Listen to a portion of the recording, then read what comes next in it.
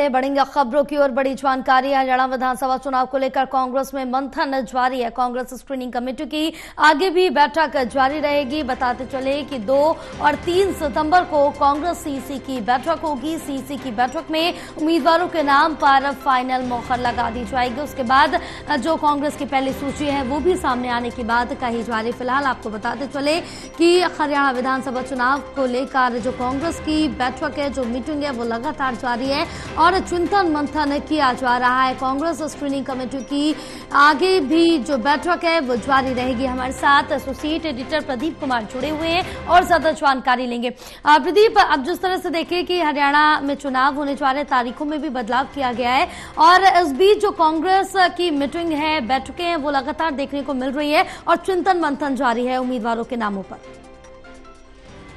देखिए, बिल्कुल Congress screening committee की बैठक आज भी जारी रहेगी। लगातार 4 दिन हो गए हैं बीते जब फुल स्क्रीनिंग कमेटी की बैठक देखने को मिली है और उम्मीदवारों के नाम फाइनल करने को लेकर गंभीर चर्चा हुई है। लेकिन अभी भी कई सीटों पर पेच फंसा हुआ है, क्योंकि जो यहाँ पर बात निकल कर आ रही है वो ये है कि सभी जो समर्थक हैं और उनके उम्मीदवार हैं वो उनके दावे बने हुए हैं और इसलिए जिताऊ टिकाऊ उम्मीदवार पर फोकस पार्टी कर रही है। लेकिन स्क्रीनिंग कमेटी के सामने चुनौती ये है कि एक सीट पर कहीं न कहीं ज्यादा दावेदार हैं और ऐसे में उनके नाम छांटने में अभी भी परेशानी चल रही है, ये बताया जा रहा है। क्योंकि कई सीटें जो 25 से 30 सीटें कल उन पर विचार हुआ था और उनका जो शुरुआती जानकारी लेने के बाद आगे की रणनीति बनाई गई, तो उसमें निकल कर आया है कि कहीं न कहीं जो बड़े नेता हैं अपने समर्थकों को टिकट दिलाने पर वो अड़े हुए हैं और इसीलिए स्क्रीनिंग कमेटी को कई नामों पर अभी तक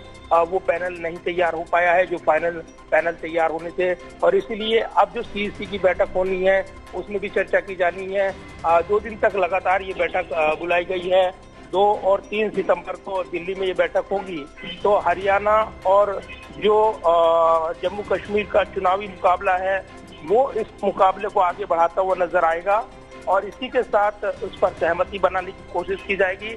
लेकिन बड़े सवाल है कि क्या उम्मीदवारों के चयन को लेकर जो पेच फंसा हुआ है वो उससे पहले सुलझ जाएगा। आज फिर बैठक बुलाई गई थी और बैठक में आगे की रणनीति पर वो चर्चा जारी रहने वाली है और इसमें उम्मीदवारों के नामों को लेकर जो फाइनल ड्राफ्ट तैयार किया जा रहा है उस पर सहमति बनाई जानी है।